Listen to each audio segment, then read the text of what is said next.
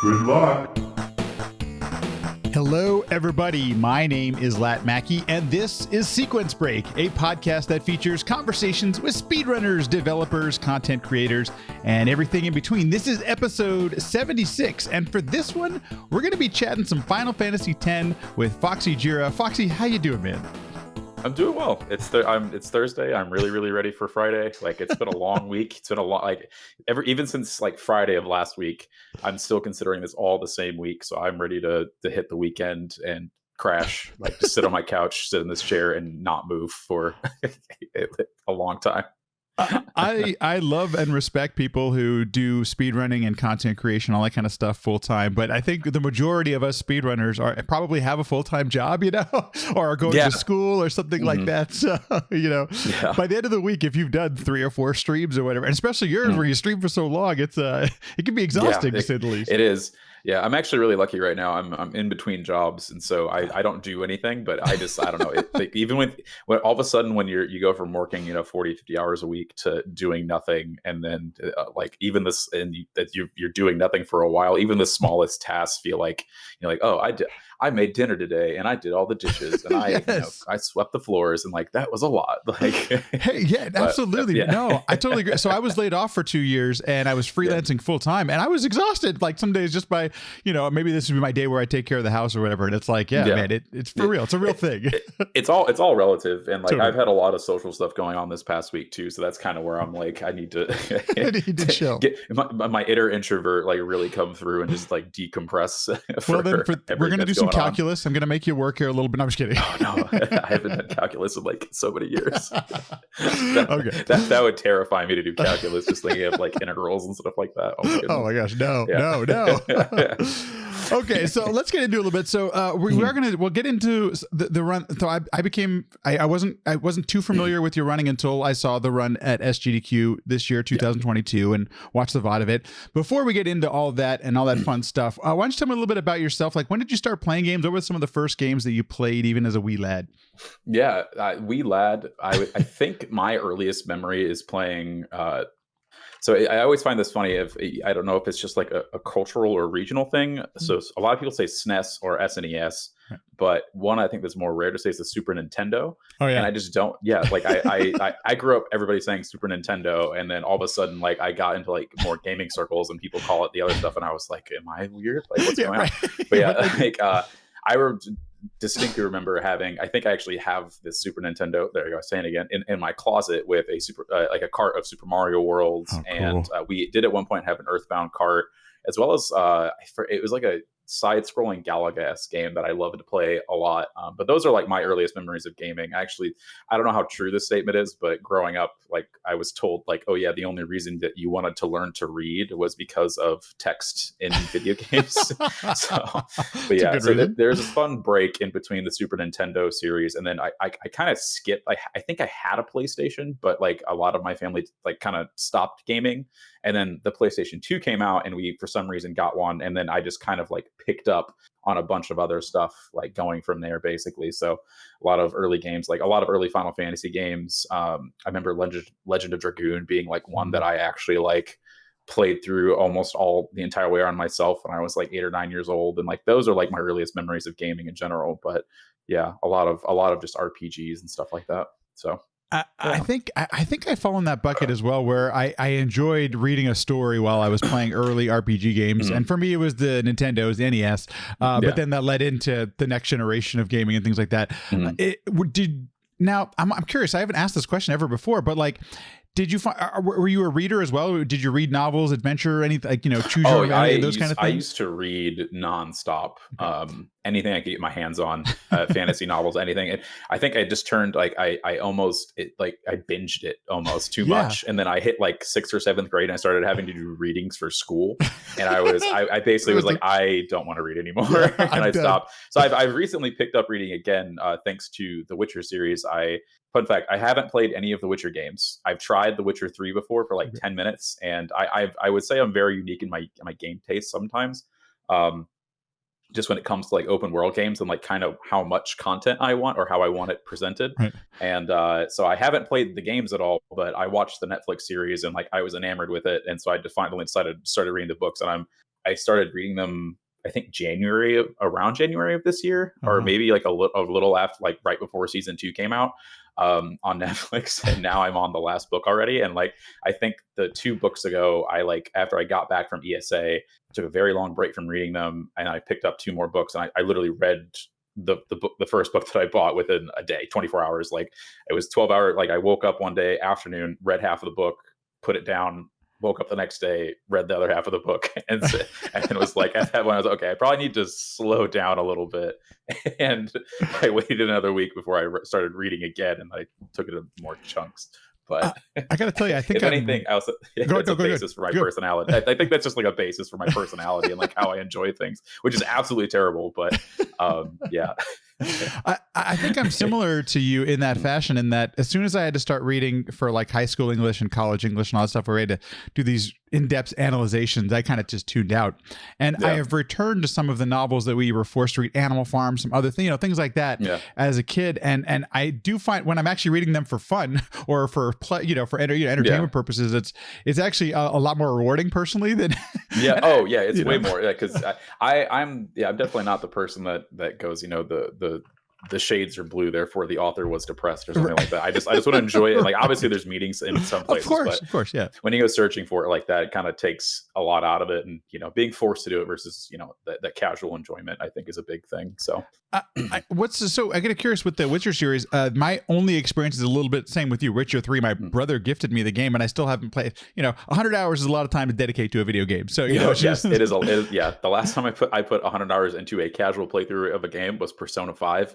And the only Royal specifically. Did you even finish it at 100? Yeah, I did. It was about 120 hours, truthfully. And the only reason that I actually did finish it was because I was streaming it, and I forced myself to not play it unless I was streaming it, or I would do like very little offline grinding or something like that. Wow. And then that kind of kept me in that sort of that constant state of I hated it, but I loved it at the same time, of just needing, like, wanting to play the game more, but like forcing myself to not. So like, I would get off stream, you just shuffle it away, wait a day or two, and come back to it, and it would keep me refreshed, and I wouldn't be like stuck grinding too much or something like that. It was very just nice to kind of go through that whole aspect of it. So how long did it take you? A month or so? That would have taken forever. It took me like 4 or 5 months probably. Oh my god. And at first I was like, I'll like record all the VODs and stuff like that and put them up on YouTube or something. And I got probably like a third of the way in, and I was like, I just can't manage like this much like hours, because like half of it, like, I'd have to cut so much of it out, and like I'm still like a baby when it comes to video, like editing and stuff like that. Like, I've only made like 2 or 3 videos, I think, on my YouTube that are actually me manipulating them or something like that, and like those take me weeks to do. And they're like a minute or 2 long. That's one of those things that I hate to admit, but because for most of my life, adult career, I've made my living as a video editor, and I don't edit any of my videos. I just put the gameplay right on YouTube. It's almost embarrassing at that point. But I'm so lazy at this point that it's I've had this like great idea for a video that like means a lot to me, but like I got about halfway through editing most of it and kind of like putting it together, the pieces, and I just have to kind of go through the formula of what I've started making it as. And I think I got about halfway done, and then my brain is just exhausted from it, and I just can't go back to it yet. And I really want to, but it's just like when am I gonna like mentally find this space that I want to do it? Yeah. Okay, so you mentioned some of your experience growing up, Final Fantasy games like that, and what is kind of, so if it's Super Nintendo, I'm guessing Final Fantasy VI might have been your first experience with the series, or 7 actually. Oh, wow. 7 actually. Yeah, it was very weird. So 7 was my first like real deep dive into that. Because again, for some reason we like skipped getting a PlayStation, but just went straight into the PlayStation 2, but had PlayStation 1 games. So thank you, backwards compatibility. I know it's such a huge, like, it's so important to me to have backwards compatibility for that. But so we played Final Fantasy 7. And what's funny enough is that actually I played the game for maybe less than 20 minutes. A kid from down the street had it, and he basically forced me to watch him play it in my own home. Oh, jeez. Brutal. Yeah, it was absolutely brutal. But I was just so enamored with everything that was going on that, like, that's why I like Twitch. I think nowadays is I'm just like mentally trained to love watching people play games, and it's a lot of enjoyment for me. So especially just like people that I know and those sorts of things. So yeah, that was my first experience with it. And then, funnily enough, I tried to get one of my family members to buy me the game, but they bought me we went to the game store and they bought me Final Fantasy VIII instead, because the store employee, I guess, I don't know if they didn't have it or they were just like, this will satisfy the little kid, and then that was it. And so I tried playing it and I was like, this isn't Final Fantasy VII. And I just kind of tossed the game and never came back to it. And then years later, I finally like picked up 10 randomly with the same family member, knowing that it was a completely different game. Like, bought a strategy guide, bought the game, and then not until like years later that I actually like beat it. But that was like basically it. And I've said this many times, I guess, in my personal life, but 10 is my favorite game of all time. And like, it's one of the like, I guess oddly enough, one of the first like few games story, like, you know, like JRPG wise, that I fully beat, like completed to, you know, everything. And I was just like, it's left a huge impact. And so that's despite all of that, that's really where I guess a lot of the love comes from for that game. Let's chat that a little bit, because I'm right there with you. So while I know this is going to sound very strange, but 8 is actually probably my more favorite in the series, because it's the one that it was the first Final Fantasy game I beat myself. And there's just something about that has resonated with me. Yeah. Even though I didn't know what the hell I was doing half the time, because I still don't understand junctioning and Guardian Forces and everything. Yeah. I think Final Fantasy X was one of my favorite playthroughs I've ever had of a game. It's up there in my top 10. And I find the game still to this day, like if somebody asked me, hey, what Final Fantasy should I start with? I know it sounds strange, but I recommend 10 all the time, because 10, I just feels like it's the most utterly playable game. But what was your experience like the first time? Or around that time? It was, I had just had so much fun being, I guess I want to say logical just about how of getting all of your like all 7 of your party members in on a fight at once, basically, and being able to manipulate the battle system to do that. I just think that's absolutely amazing. And I think it's a lot of fun for newer players, like rather than just sitting waiting for an ATB to fill and then doing an attack, that sort of thing. It gives you a lot of time to think and like play with it more. And I 100% agree. I think 10, if anybody ever wanted to say, I would like to play a Final Fantasy game, what should I start with?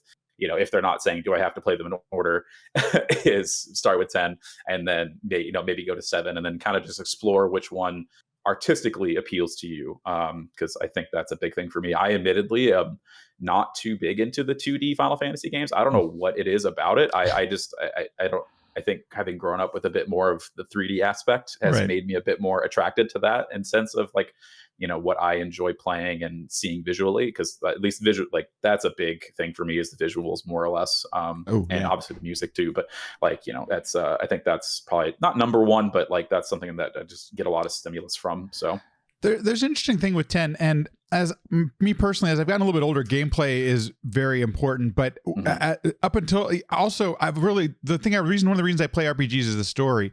And with 7 and even points of 8, the storylines take some turns that are I've struggled to follow sometimes, and still I'm not even quite sure sometimes what's happening in Final Fantasy 7 even today. So, Final Fantasy 10 just felt, especially with just even the way that the setting is set and the fact that you fight the final boss early on in the game. I just think there are these things that set the plot points very understandable. It's a really easy story to understand. Not easy, just you can follow it. It's very easily digestible. It's not like 8 where all of a sudden like Squall and Renault are like in love and you're like, wait a minute, like this is cool, I'm down for this, but I just don't understand why this is happening. What just happened? Or like you're a clone but you're not a clone, and like in 7 but you're being manipulated but you're not, and you're also Zack, and it's just like wait a minute, stop, like this is way too big brain for me right now. And like I'm like, for me I was like 9 or 10 when I was actually playing it, and like I was like I have cool big sword still, like slap him, Sephiroth sucks, like Have you played the remake of 7 by any chance? Oh yeah, I loved it. That's so when I was making all those Chadley jokes during the run, that's the only reason I named Titus Chadley almost like I would say up to 95% of my runs. I named Titus Chadley solely because Chadley is in Final Fantasy VII Remake. That's so great. So the one thing I really liked the remake as well, and it seems like they actually did a little bit better job of clarifying some of the, at least the early story stuff, like disc 1-ish, or the first hour, not even for disc 1. But so, and I think that's one of the strengths of it, or really highlights Final Fantasy X's strength in its storyline, is that it I don't think it needs any sort. Well, maybe it can, but I really feel like a lot of the pieces are just there, and you can follow it along as you're going through the story. So yeah, there's obviously questions and like, but a lot of it you get the gist, you understand like the main plot points, and you're not really like questioning what's actually happening. So one of the things that I enjoyed about Final Fantasy X 2 that I spent a little more time with than I thought I would my first playthrough was some of the side quests and Blitzball and some of the other things. Yeah. And I always think that's I've only returned to the game 2 or 3 times. I want to play through it again at some point, but I'm curious if that's one of those things where does side quests impact your gameplay? Is like one of the things like to return to, or do you do as you're playing through the main story? Yeah, I think that's what I'm. So when I was talking about The Witcher 3, is I'm very much so like I kind of like a bit more of a guided plot with like side quests, like branching trees rather than like, I guess like I've gotten, I won't say tired of it, but I'm just very worn out with open world games of like go to your objective and there's like 50 things in between that you can do and twiddle with, and then I want like I just want to do all the 50 things, and it's hard for me to like leave them and come back later more or less. And I think that's what wears me out a lot about those types of games. So really, when it comes out with like Final Fantasy in general, it's like, oh, you just go do these other like small things, have fun with your side quests, but it's not going to take up so much of your time that you're going to get find it hard returning back to the main story and going forward more or less. So. Yeah, no, totally agree with that. It's similar to my approach as well, and it definitely makes it. I mean, that's how you get the 100 hours out of a game or more. Yeah, exactly. Yeah, I think it was like Dying Light 2. It's got 500 hours worth of content, and I'm like, great. So 500 of it, like 400, like something of hours are just like running in between A and B, right? Like that's right. Fetch quest, go back. Yeah, all those kind of things. Exactly. So then how did you get into, or what was kind of like your beginnings with speedrunning? Was it something you saw, like, tried yourself first? What's the quest there? I was thinking about this because you sent me some of your previous podcasts, and I was like, just like mulling over the questions. And I think one of the funniest things is, so back in 2018, my first speed game was the remake of Shadow of the Colossus. And so I spent a lot of time running that game up until about, I think 2021. And after about 3 years, I was like tapping out, like I just can't keep running this one game or category anymore. I need to start branching out. And I'd already done other runs, but like thinking back on it, back in like 20, I guess, maybe 2007, 2008, I was playing the original version of the game and like trying to do the time attacks. And I had really, I think it was the last Colossus Malice was really freaking me out as a kid. And I was like super worried with like the laser bullets and stuff like that. And so I went to YouTube in its infancy and I found a video of a speedrun strat that is still used today in the runs. Yeah. I just never realized it. And I was like, that's crazy. So I like tried to replicate it, but I never could. I just got over myself and beat it and, did the thing. But, thinking back on it, because we did a video kind of like explaining like the history of the run and stuff like that with, I think it wasn't No Clip. I'm trying to remember exactly what it was, but we brought out all this stuff of like SDA, like it was going on back then. And people were talking about that sort of stuff. But like me as like, a young teenager, I was like, I have no idea what any of this is. Right. And then when I was in college in 2014, one of my roommates, who's my current roommate now, actually keyed me into GDQ. And so I was on winter break and I basically binge watched all of GDQ that entire week. And it kind of just turned into this thing every year of, watching GDQ. And then I watched Plush's run in 2017 of Shadow of the Colossus. And then the game came out and it was like, my time is now. Like, I think I tried looking into like Twitch streaming or something like that in between those years, but it never really worked out. I didn't have the money to get the investment and stuff like that. So so I think that's the timeline. That's the whole thing. That's life story when it comes to speedrunning, I guess. So, yeah. I'm not too familiar with the speedrunner Shadow of the Colossus. I did notice that it's something that you've put a fair amount of time in. There were quite a few submissions on the leaderboard. Oh yeah, yeah. It's definitely my most worked on game. What was it about the game? Tell me a little bit about that kind of appealed to you as a something you wanted to keep grinding. I don't know. I just love that game so much. I spent a lot of that like around those years and hanging out with my cousins, and just I would go over in the summertime for a few weeks at a time, and then we would just either pop open the GameCube, PS2, and we would just hand the controller back and forth, like kind of doing couch co-op of a single player game together, and just going through and figuring out all the puzzles of that game. As soon as I saw the remake, I melted like inside, because like all these memories came back, and I was like, I love this game so much. So and I'd really been wanting to learn a speedrun for a while. There's a lot of games I thought of doing, like a Souls game. I think at one point I like thought about doing Shovel Knight. It just I couldn't really make up my mind on something. Easy yeah, speedruns to pick up. exactly. Yeah, it's like there's something I enjoyed, and when Shadow was coming out, I was like, oh, like I know how to play this game. Like I think I'm good at this game casually, so I should go ahead and try it out myself. And so I started like learning tricks and stuff. And it definitely took me a while to get into it and get I don't say as good as I was back then, but I definitely it's funny enough. I was talking about Plush and his SGDU 2017 run. And I actually reached out to him personally, and I still talk with him on a daily basis now. Like he's one of, I wouldn't say my best friends, but like, somebody that I certainly like interact with a lot, and, like make jokes with, and he lives in Canada, and I've never met him. So yeah, that's one of those things. I've talked about this before, but like, up until I found speedrunning, I never really had, friends or relationships that were online.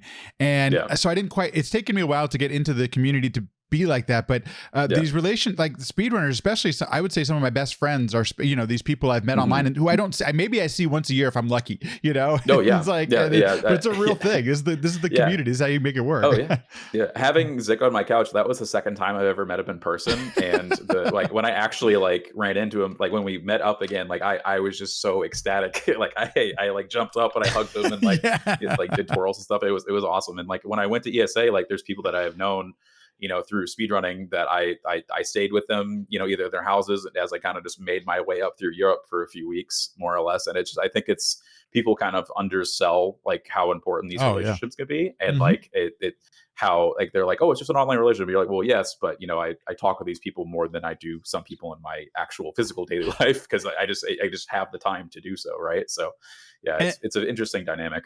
And I can sense it from you, and especially during your runs that I've heard you do commentary on and everything, is that you're obviously passionate about the games you're running. Likewise, myself. I think that's one of the things we share, is like we're passionate about something, and to meet somebody who's passionate about it as well is like, they're just as fired up as you are about it. Like, it's certainly like a similar thing of like sports, right?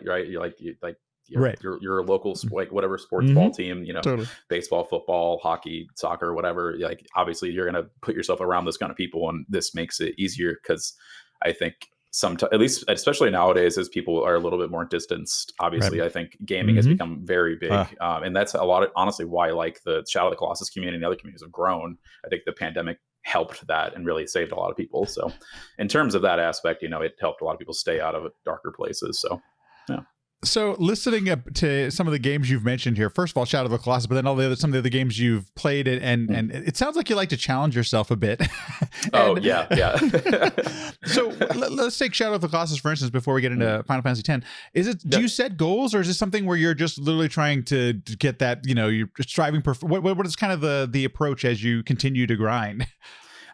So at first, a lot of it, even casually, is just beating the developer intended time attacks with what a lot of people say is the developer intended solutions and strategies. And Shadow's a funny game with that, because while there are like encouraged ways that you should go and like kind of you can see what is supposed to be done, a lot of I think what the beauty of those games, just as a series of Eco, Shadow of the Colossus, and The Last Guardian, is that it's a very like everybody has their own unique experience, and like you can use your own like method of problem solving to play the game how you want to play it. You don't have to do it the developer intended way, and I think that's what adds a lot of fun to it. And so really it's just beating the time attacks, and then honestly like becoming the controls are just so rough in the game that like just getting used to them is its own like hurdle. And then I guess at that point it becomes the consistency at the end of the day of how well you're going to be able to do those things. I'm very much so a person that I think some people like to say, oh, I want to beat this time as a goal time, and then that sort of thing. Whereas me is like I either prefer to learn a trick or just kind of whittle it down. Like I just want to be better. I don't want to necessarily like put goal to it, because that just makes it not seem unattainable. But that's just like, as soon as I get closer to that and I have to start grinding it down more, it's like, how much it wears on you. I guess that's a very just open and general answer, but no. Those are because many people have different approaches to the games. I used to set goals. I don't anymore because of time. I never know what a good time is anymore. So and especially with more people involved in speedrunning now, the times keep getting grinded lower and lower. And so what we thought was possible, changes all the time. Oh, 100%. Yeah. The Shadow of the Colossus. Oh yeah. Like we thought back a few years ago that anything breaking like X time, like in RTA, like a sub 33-minute RTA was near impossible when I was one of the first people to do that. But I was also hardware influenced, and like there's so many just like different factors and stuff like that goes into that. So it's just a funny comparison of, I think everybody's goals should be, what makes you happy and where you think you want to like where you still find enjoyment. Exactly. So at this point, the only reason I set Shadow down is because I realized that I was starting to just grind. And it was just taking away like a lot of my mental space. And I'd rather just have fun with speedrunning the game. And like, sure, I'll plateau, but you know what? I've had my fun. Let's move on. Or if there's something new comes on that I feel is interesting, I think that's a big deal. I think that's probably one of the, and I could, this might be, I don't exactly have the data in front of me to verify this, but I've noticed this trend over the last couple of years where people seem to be taking their mental health into account as they, so they're taking breaks. They're, maybe they're trying other games. And I know, as a fan, oh man, I don't get to see my favorite speedrunner running the game that I'm passionate about. But at the same time, it's so much healthier. And I've seen some people return to their games after long periods of times and things like that. And I'm glad that that's kind of a thing, because it can, if you do it for too long, it totally can become a grind type of thing. So. So okay, let's get into Final Fantasy X. How did you? Let's talk about a little bit first with your history with the game. What was how did you get into the speedrun, and what was kind of the first category that you might have approached with it? Yeah, so the first category that I ran was HD console any percent, and this was back, I believe, in late 2018. And this was a different route using Riku's mix in the trio of 4 nines. So basically, use her mix. Every hit that you do does for like 9999, and 9999. Okay, and then you throw gems and do like I think it does like 60 some odd thousand K damage each time. And then about 6 months later, the Bahamut route came out and completely flipped everything on its head. But Final Fantasy X, like I said, is my favorite game of all time, and I just have this thing of I like to speedrun games that I am wildly passionate about, just because I love them so much that I can replay them over and over and over again, and I don't that binge it takes longer for me to wane basically than everything else. And what was really nice about 10, despite outside of my very first run is a complete anomaly because it was almost 14 hours and I actually never finished the run because the game crashed after the final boss, after Braska's final Aeon on console. It was running for about 14 hours. I beat the boss. I spent like maybe 10-15 minutes like figuring out what I was doing wrong as my first run. Then I finally beat it. The cutscene started and then it just crashed. And then I just kind of sat there in disbelief. Yeah, I'd cry. Sorry, guys. I would just I think I'm cry. Done now. Yeah. I said, sorry, I think I'm done now. And just closed the stream. And that was it.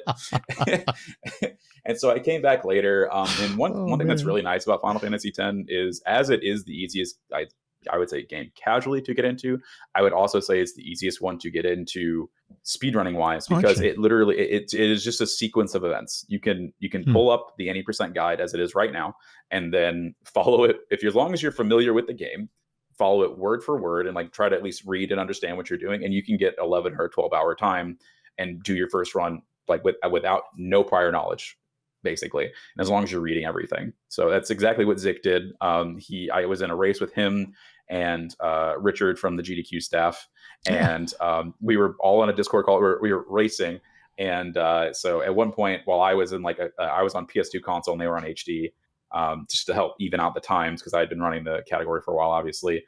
And I came back and they were like, we just had the worst experience ever, because they did the Bavel guard section, which you're supposed to steal a set of like grenades that help kill all of the enemies basically, so you don't get wiped. But he just completely didn't even read the part about the steals. So he went in with none and was like, how do I do this? Like, what's gonna happen on? And so they had to like literally like go and have like a small like get together, like how they're going to beat this. And they did it eventually, but it was a lot of fun. But yeah, so like with that, like you can just like bust it open and do a run if you have that much time on your hands, or even just like go by auto saves if you want to and do a segmented run. Like it's that easy to do. And so like I said, I wanted to speed the game, and I just kind of kept going with it. And so just over time, slowly getting my time down. But yeah, I just opened it up one day and was like, my time is now. That's super interesting you mentioned that. So it sounds like then some of the things you were learning as you're going along. So as you're getting better at the game, the time, I know this is a silly analogy, but it's not like you had to learn some big game breaking glitch to pick up the run. It was something where you can keep practicing and you'll get better at the game. It sounds like. Yeah, it is basically rote memorization and like muscle memory, basically. Yeah, of everything. So there's a lot of like tracking that you have to do of, you know, pick like drops and those sorts of things. And with the tracker that we use now, it's a lot more intense.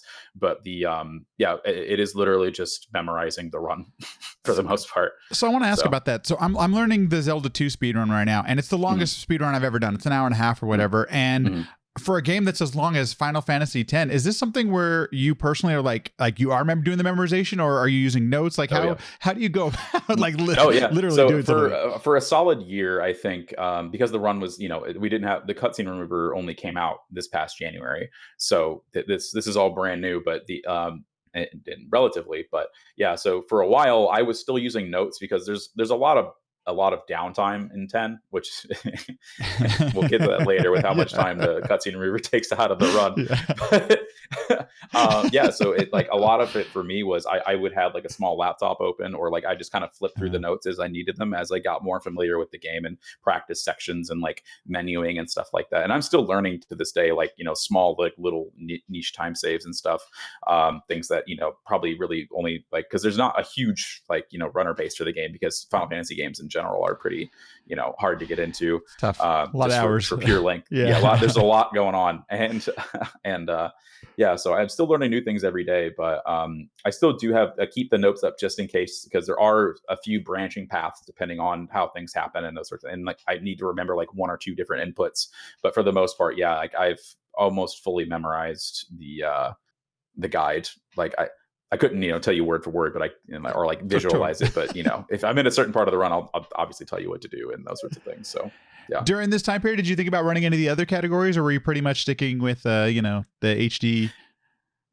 Yeah. So HD, funnily enough, all categories are the same, except like if it is an any percent run in some way, it is the same. The Bahamut route is actually normalized between all the consoles and releases, so it's super nice. So technically, if you learn any percent, you can do it, you know, on your PS2, HD console, HD PC. Like it's great. It's really nice. It's just how much time you're willing to commit to the run, basically, and how dedicated you are, how much you want to, like, how much of a purist you want to be, those sorts of things. But now that they've made it so that the cutscene remover mod actually functions with no sphere grid, so I've actually never done a no sphere grid run of Final Fantasy X, and so I'm like, I could just, you know, do my first no sphere grid run as a speed run and like learn it and like have fun with it. And I've always wanted to do a Nemesis percent, which is you know, grinding and capturing all the monsters to do like the ultimate super boss, at least the one that was in the original PS2 for release for North America. But I've always wanted to do it, but it is like an 18-hour run. I was say, how long does it take? Yeah, it's a very long time in general. Jeez. So yeah. I've been interested, but I've really only stuck to like any percent with these days. Yeah, that's kind of so I found it super interesting, and you're already starting to touch upon it, that all of the categories are listed under the same game, whether it's on console or whether it's on PC. Yep. I guess, why is that? Like, are there big differences between what's happening on console and the PC version? Not at all, actually. The biggest difference is actually between HD and PS2, because in the PS2 version, the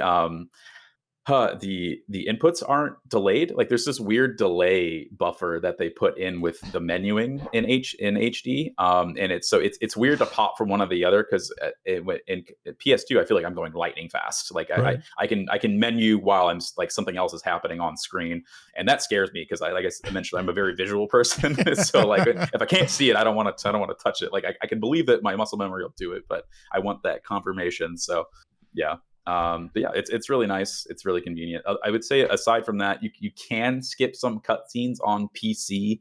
Like actually, it's like built in, but only like very specific ones. And you can do some like buffering and stuff. But otherwise, yeah, there's one skip in Guadosalam that you basically by getting pushed into a cutscene while in a dialogue, you can skip having to basically go like do the latter half of all of like the talking. And on HD you talk to like there's two NPCs. On HD you talk to one, on PS2 you talk to the other one, and like they inversely push you into the cutscene, which is just super weird. But, yeah.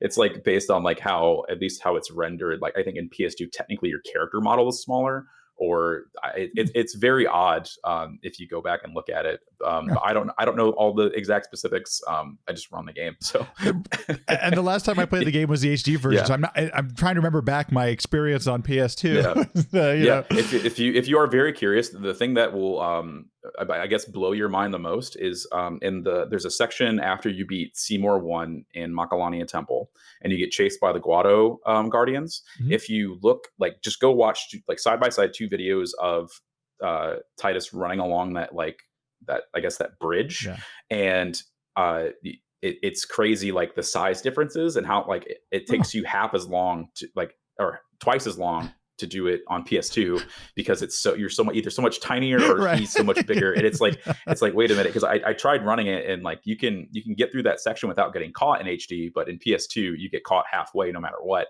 And so when I found out, because I from my casual experience, I played that game so many times on PS2, when they told me for the HD version that you can skip it, I was like, what doesn't make sense? Like like that's like cognitive dissonance from from my early days of playing the game. But yeah. So we'll get into it here a little bit, but when at some point do you switch over to the PC version of the game, or is it the cutscene remover tool that got you to, like, how did you end up then on the PC version of the game? On the PC version, I just knew it was shorter, and at that time I was working full time, and it was just like, hey, this Saturday I'm doing a Final Fantasy X run. We're doing HD PC because it's a lot safer because it does have autosaves. It's a lot easier to just just sit down, do a run, and no matter what you do, you're more than likely not to fail the run. And yeah, exactly. Because on like Mi'ihen High Road and stuff like that, you can you can just die to an ambush and there's nothing you can do about it. And you're like, you just gotta wipe your hands and you're done. PS2 version, no autosaves, so you have to save as you go, more or less. And obviously that wastes time, but it's not as fun. I don't know. So yeah, I actually did a lot of HD running before I did my first PS2 run, and then every so often I like to sprinkle in like a full HD any percent run or a full PS2 run, just as like a something like a nice Saturday activity for myself. A little relaxing time. Yeah. Yeah. Okay, so let's talk about it, because I think this is going to talk a little bit about the community as well. What the hell is CSR? What is the cutscene remover tool, and how did this thing come to be? Yeah, so I believe it was worked on for quite a while. I do have the names pulled up. It's actually quite a few people that worked on it. So the cutscene remover mod was made by Bad Intruder, Seraph, Crimson Inferno, Flobber, Peppy, and Roosta, all like kind of not bigger names, but people well known, I think, across the Final Fantasy community. It was in development for quite some time. And basically, what's so amazing about it is it's a mod, but it's not like you don't have to install anything. It's literally just an executable that you double click into that reads the game as long as it's open, and then kind of says, oh, hey, you're here at this cutscene, like picks the points where it needs to be, finds the triggers in the code, and then loads you into it. And so it does some funny things if you watch the run. I would say that the first one is like when you go to Besaid, which is like 9-10 minutes. I think it's at like minute 12 in the run, where like you'll see all of a sudden like the menu prompt for do you want to save come up, and then you see Titus like there, he skips over to on the beach, and then he skips back to in the lake, and then he kind of just drops in like from whatever, like I guess plane he's in, and is all of a sudden swimming. So it's funny to see all that stuff happen, but it just makes it so much more nice in general. I think a lot of the questions we get about the cutscene remover, so I'll just say CSR from now on. No problem. But about the CSR is that it's at least the funny bit is it's really only intended for speedrunning, because we don't do any cutscenes or stuff that are outside of the triggers that we're expecting, it'll crash it, or it will likely, it'll just mess up some things, like, and make some stuff be off. So typically, the tool is specifically made for that, but it is, getting better every day. There are other like mods and tools and stuff to use it that would work better for like a casual playthrough, but yeah, it's specifically for speedrunning. And it takes about 5.5 hours off the run. So just out of so whatever time you get in CSR, just like add 5.5 hours of cutscenes, and that's likely what your So this, speaking of trends in speedrunning, one of the big ones that I'm really appreciating is like quality of life. Yeah. And as an example, if you do 100% Breath of the Wild speedrun, you get a day off. You can actually take a break in there before you can do 12 hours, whatever you want to do, because it's a 24-hour run or whatever. Really? Oh.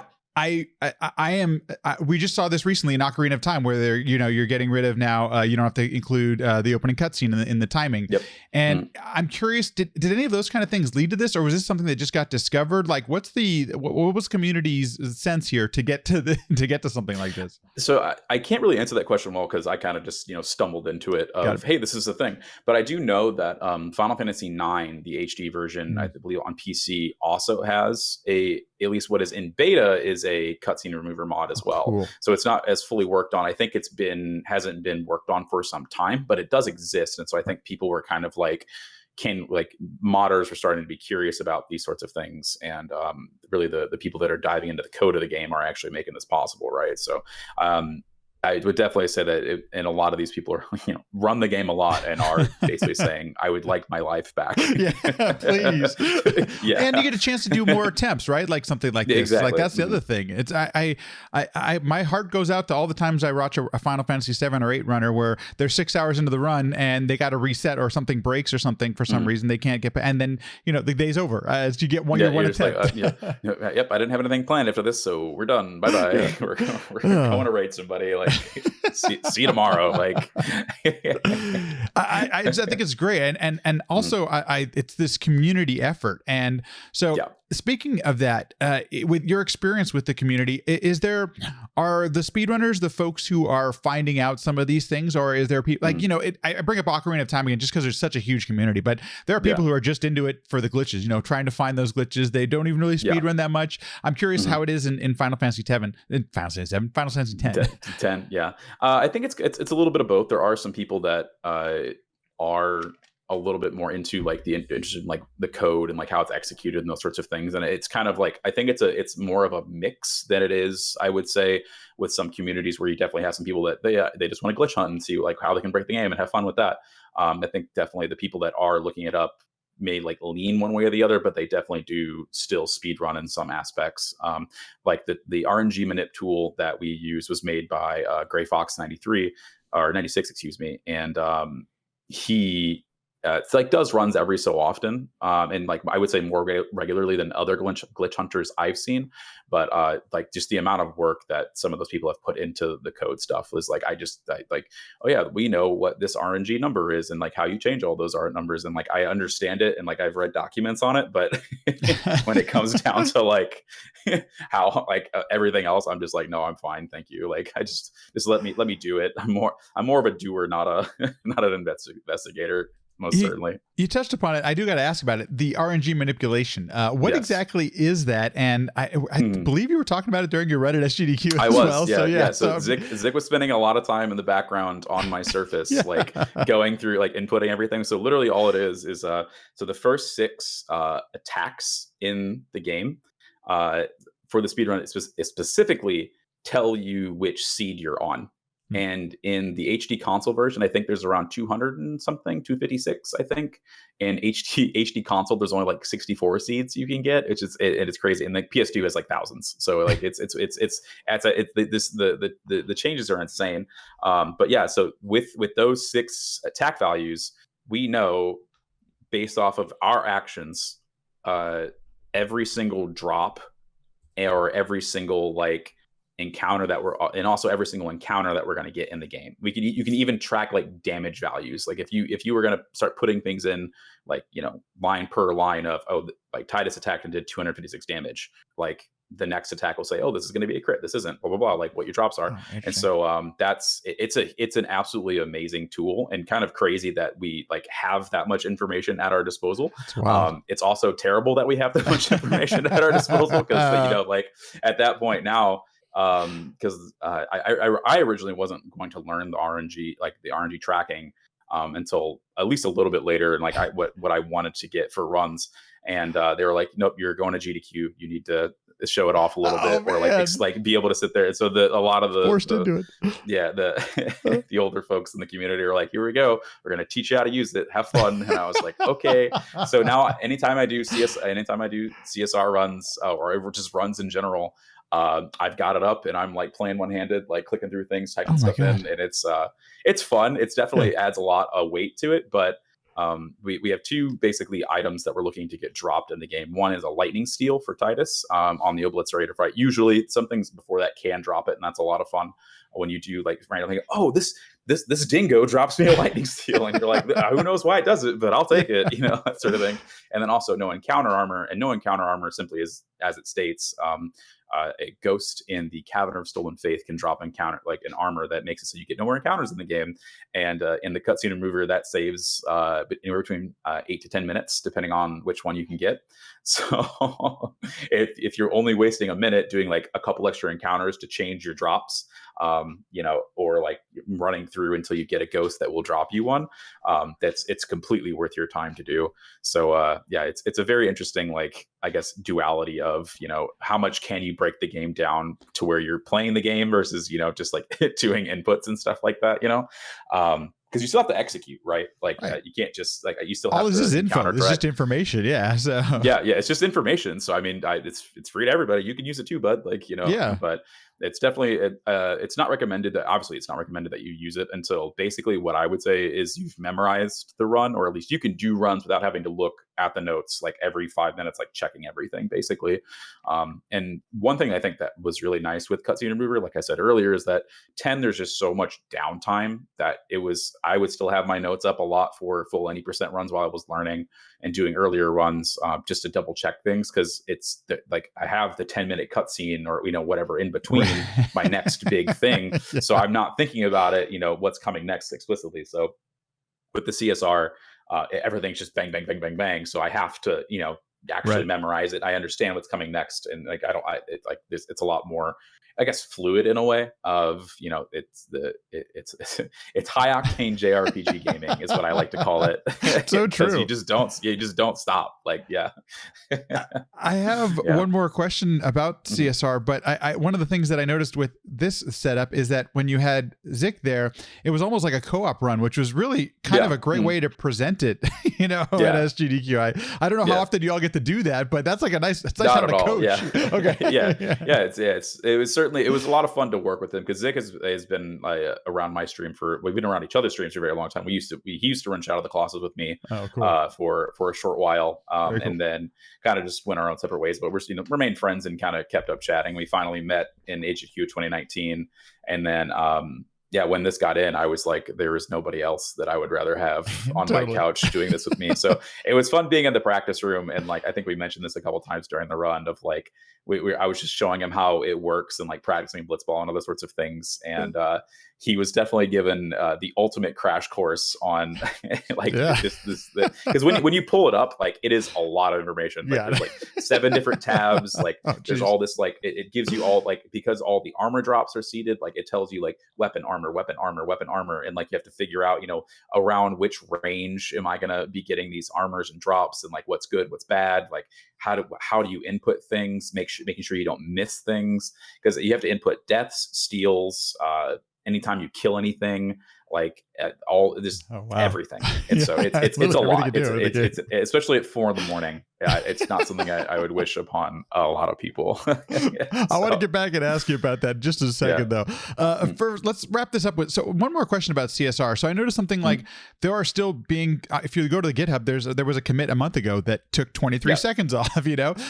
When those kind of things happen, I assume you have to rerun the game, right? Like you have to do another run to get those. Like, so how does the continuation of the updates to the tool affected the running of the game itself? At this point, no. Okay. It's really just a lot of like smaller time saves, and what really I would say, like some of those times that are like 3 or 4 months old that are like 3 hours and 8 minutes or something like that. That's like 10 minutes ahead of my 15 minutes ahead of my times currently. Right. A lot of those runners, like, sure, they could save that 20 seconds, but that is certainly, Gotcha. those are also the people working on the mod. So you could certainly save a lot of that time, but it's certainly at that point for them, like, very grind heavy. And I think also for they know how to manipulate which seed they want to be on. So it's, how it's a lot of just what they're playing with at that point. So you don't have to redo runs. It's just a much so continuation of just, use this to your advantage, have fun. Like, nobody, it's not like I guess Souls or other games where it's certain patches, where it's changing a lot. Like those things you really don't consider like too much of a big deal.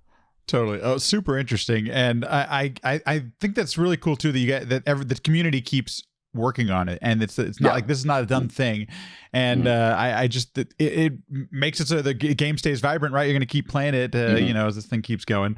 I do want to stable for now, but mostly stable. I'm sorry, go ahead. No, go. That's cool. That's good enough. That's going to be my final question. Was like it seems like it's in a place where you mentioned it. You can just download it and you can use it right away. It doesn't even don't even have to no coding or anything like that. Yeah, there's no coding involved. Just put it on your patching desktop. Of ROMs. Yeah. Very cool. No good. It's a fun icon too, because it's the laughing cutscene with Titus, but it's got like a giant like cancel through it. So nice. That's the icon for it. So you can't miss it.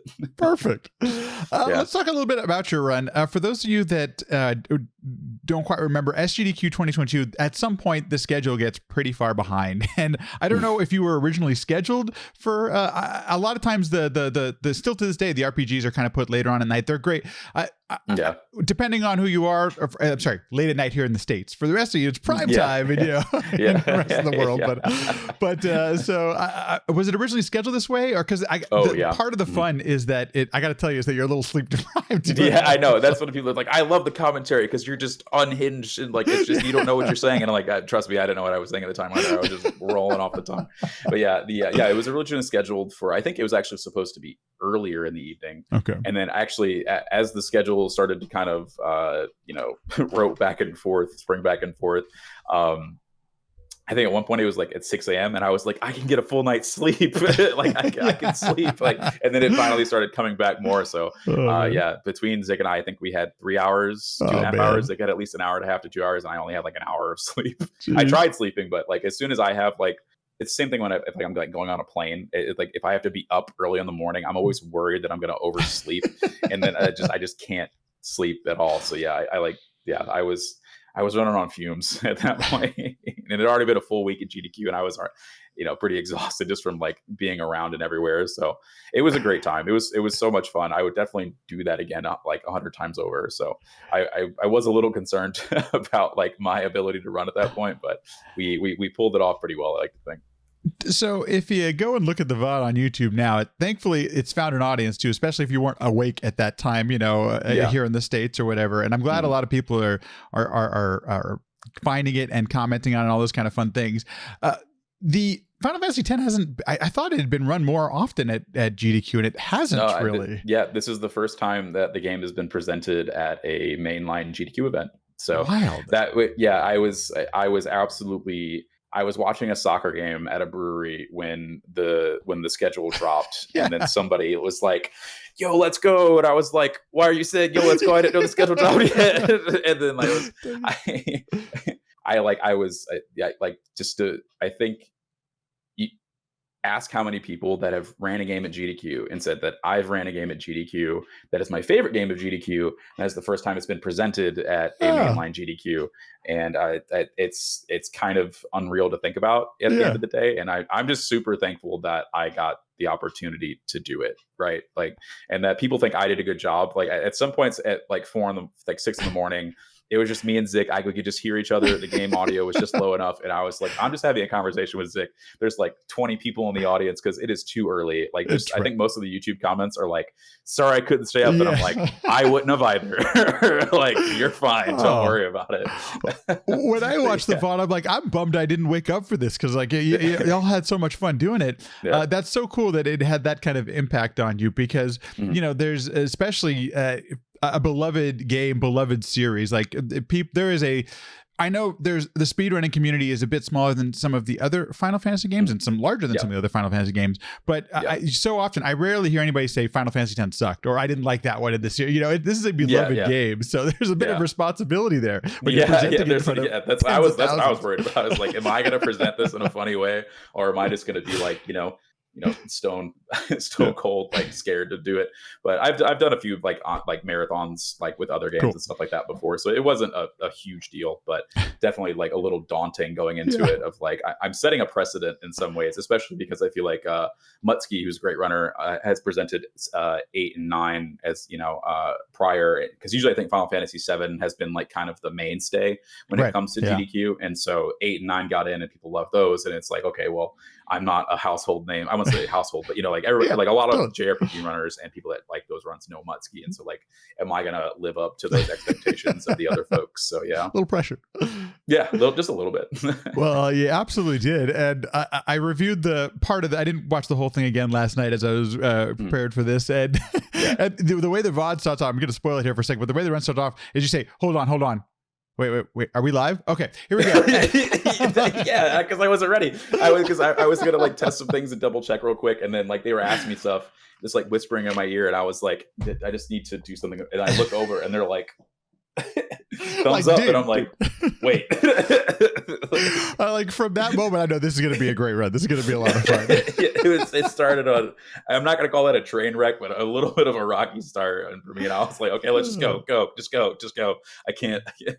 So you have continued. I've noticed you've been streaming since the GDQ run and everything. You have been playing through the game still and still running a bit. Yeah. Is there a time you're aiming for, or do you still want to keep grinding, or is it more just of when you feel like it? What's the schedule? What's the plan now for the future? Yeah, so as I mentioned with the no encounter armor, because I'm not, as I mentioned before, like the other top runners, like trying to do a set seed or getting a seed that I want to run on, I'm just using a random one. So I just load up the game, boot up and run, and then I kind of just deal with it as I go. And so I've gotten no encounter armor a couple times, but I'd really like to get a sub 3 hour, 20-minute run with that. I can certainly do it without it, but it's just more of, at this point, like, if I have the tool, I want to use it, right? More or less. And so I think because I went pretty hard on streaming 10 for a little bit, just like using the GDQ Steam rolling, that sort of thing. And then we'll see just kind of how that turns. Maybe do some No Sphere Grid stuff afterward. Just kind of have fun with it. I very much so like streaming is a hobby for me. So, just whatever I feel like doing is what I do. Zik and I were talking about doing a Stranger of Paradise co-op run because we both recently played that game and we both loved it a lot. The combat's so much fun. It's just so ridiculous and it's like everything. And so I've been starting to learn that too. And what we're hoping for is to possibly for the next Games and Quick event do a co-op run with the two of us, which would be a lot of fun. So just continue the co-op speedrunning event with the Zik and Foxy Power Hour. I like the sound of that. That's got a good ring to it. We skipped over it a little bit quick there, and I'm kind of curious to ask about it. The No Sphere Grid category. What exactly? Like, can you actually play through the game without upgrading your character? Oh wow, I had no idea. Okay, so it's like a level 1 run or something like that. Yeah, it's it's like a low percent kind of thing. I got you. Yeah. Interesting. So you definitely do it. There is an asterisk on that category though because it's No Sphere Grid with Flea. So you only get Flea specifically, and the point is that like without Flea, it's kind of a nightmare to run just because like you just have so much more like variability. So yeah, that's Flea makes it a lot more doable and like consistent, but that's the only one you get. So that's that's about it though.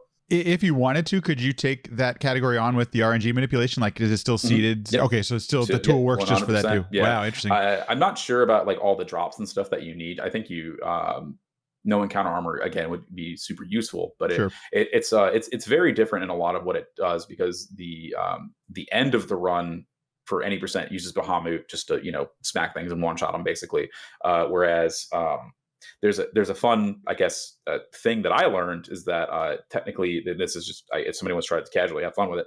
But at the beginning of the game, or at least there's a hidden mechanic that if you hit a certain number of total encounters over the entire game, it powers up your aeons. And so like once you hit like 150, 160, it like that's when the first big cap is. And then every 30 encounters after that, they power up more. Oh, wow. And so and so you just basically use aeons quite a bit more in general than what you usually do, which is, it's insane to me. That's interesting. Even with the animation extra time and all that kind of stuff, it's still the benefit because of how much damage they do. Oh, interesting. Exactly. Yeah. So it's very, until you get Riku basically, I think, and then everything kind of like evens out in that aspect. But yeah, it's super cool, and I definitely want to try it out one day. It's more of a when, not if. At this point, I would say. So you reminded me of one other question I wanted to ask about that. Towards the end of your SGDQ run, you were still, I can't remember the encounter, but you were still increasing luck at some point. And I'm curious why something like that, is important to the run. Like why luck-based thing sounds kind of interesting. Like why increase luck to a certain extent? Yeah. So luck actually affects your hit rate. And some of the last bosses actually have higher evasion, and so with literally just that one luck node, that it basically almost ensures that you're always going to hit the final bosses. There's been a couple times where I mentioned that diverging paths. So at the Biran and Yenke fight in Mount Gagazet, their drops can change from 4 friend spheres to return 2 friend spheres or 4 return spheres, and that like basically determines how much damage you're going to be doing for the rest of the run, and like kind of how you have to manage a lot of things. 4 friends is the best because then you're immediately done with all your strength sphere gridding, and that you can basically one shot everything that's needed. But with the return spheres, you have to menu more. So it's a very interesting dynamic. Yeah, so like Unalesca, you can just flat out miss Unalesca, or Braska's final Aeon, you can just miss it. Like, so it doesn't lose you the run, but it definitely is like, you're like, wait a minute, what's you can avoid it if you want and YOLO it, but it's like, I don't know, it saves like 3 seconds to not grid it or overall, so it's like, why not? This is a little bit of did you ever play through X2 or any interest in that game? What was that experience like for you? Yeah, I kind of talked about this in the GDQ run too. I am just the complete Final Fantasy X like universe stan. Like, I just love all of it. 10, I think growing up, like the J-pop theme like wasn't my thing. As a young boy, I was like, this is not my thing. But the battle system is really cool. Yeah, I've come to appreciate it for what it is, and I enjoy the story quite a bit. It's not a game that I replay all the time like I do 10. The speedrun is a hot mess from what I hear. It's just a lot of RNG, and the game really likes to be mean to you. Brutal. Yeah, it's an absolutely brutal speedrun. But more power to the speedrunners, because that's just hats off. But yeah, so I love a lot of that stuff. I think growing, like, now I've just come to enjoy it and really appreciate it for what it is. So yeah, it's one of those games I want to return to. I haven't played since my first playthrough of it, but I remember enjoying it similar to you. And I was a little bit older when I played it, so my first playthrough. So I didn't quite even understand what some of the pop references were and things like that. Yeah. But definitely an enjoyable game. For yourself, anything outside of Final Fantasy or even other Final Fantasy games do you want to speedrun or just casually play through as you keep playing? I started casually learning Final Fantasy VII like PS2 with the 90% no slots route. I think I got to rock. I'm at Rocket Town now in like my learning. I haven't gone back to it in a while because of like GDQ and stuff like that. Sure. And it's another 7-hour run with a lot of RNG, and like you gotta learn step count and like all this. Like they just got to learn the run in general. And then there's Demon Wall. They can just shut down your run. So yeah, there's a lot going on. Otherwise, I don't know. It's kind of hard to say. I'm just kind of trying to be happy with a lot of the games that I've got right now. I think I might slow down on the speedrunning aspect a little bit, or it's just a lot of my stream and like just the things that I'm doing are just like day by day I love it. I love it. I mean, there's so many great games out there too, right? You know, exactly. The one drawback I will say of speedrunning is spending so much time with a game. You're like, oh my gosh, all these new games came out. I want to play these. Yeah, you know, I want to play these. I don't want to do all this stuff. And so yeah, it's like whenever Final Fantasy 16 comes out, I'm just going to be all over that. If I ever can't afford a Steam Deck, I'm going to play through what do you call it? Persona 5 Royal again. So that's what it's going to be initially, as a Persona 5 Royal machine for me when I like go on trips or something. And then and then I'm trying to think of other games that are coming out. Like I beat Stray. I was really excited about that. But it was also a very short game, so I've had my fun with it. Moving on and just waiting for the next big thing to come out. I'm going to moan and groan just a bit because I at this point, I feel like I've given Square Enix so much of my money that, I should have some stock in the company. But yeah, exactly. I should have some investment. Yeah, exactly. But, I got to tell you, I repurchased Final Fantasy X HD remake on the Switch because like just being able to play it portable is a game changer, Like, oh, yeah. Oh, 100%. If you've got a significant other, I can sit on the couch with them and I can play while they're watching TV, or if we're going on a trip or whatever. It's just like you mentioned the Steam Deck. It's a total game changer being handheld. I'll tell you. Oh yeah, absolutely. So. Yeah, I've sort of, I wouldn't say abandoned my Switch now. Plus the battery with it's all messed up. So like even getting it to charge for me was just I'm done with it. But a Steam Deck though. Oh man. As much as I do love like PlayStation and like everything that they come out with, like I am also very much somewhat a PC gamer now. Like if I can get things on PC now, that just gives me a world of more opportunity that I really want at the end of the day. I hate to be like this because it's such a first world problem, but the hit you have to take to play a game on the Switch, I've started to notice it more because I've just recently got like a 4K monitor, and so I played Final Fantasy VII Remake for the first time in 4K, and I'm just like, this is mind blowing, and everything else looks so soft when you go back. Yeah. So bad. Anyway, first world problem, folks. I know. I'm very fortunate, absolutely. Super thankful. Well, thank you so much for taking some time and chatting all this. It's been a ton of fun. If people do want to catch your stream when you do it, where can people find you on the internet? Where would you like to send them? What do you got going on? Yeah, twitch.tv/FoxyJira. A lot of people ask me if I like to be called Foxy or Jira, and just pick your favorite. And then a lot of people, apparently Jira is like some sort of like application for like for something. I think it's a business app or something like that. Yeah, it's like a business thing, and I'm like, I'm more thinking like Godzilla Go Jira, but hey, like that sort of thing. Team software, some of that. Okay, that wasn't your screen name, was from some office suite.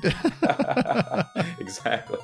But and then also Twitter/FoxyJira, and that's really that's the main two places I am most of the time. My stream schedule's very wild. I usually try to do Monday, Wednesday, Fridays in like the mid afternoons now, but mid afternoons Eastern time US, which so that's really about it. So I appreciate you having me on. It's been a lot of fun. Oh, this has been great. I love geeking out on some Final Fantasy, and if you haven't, folks, let me highly recommend the SGDQ run.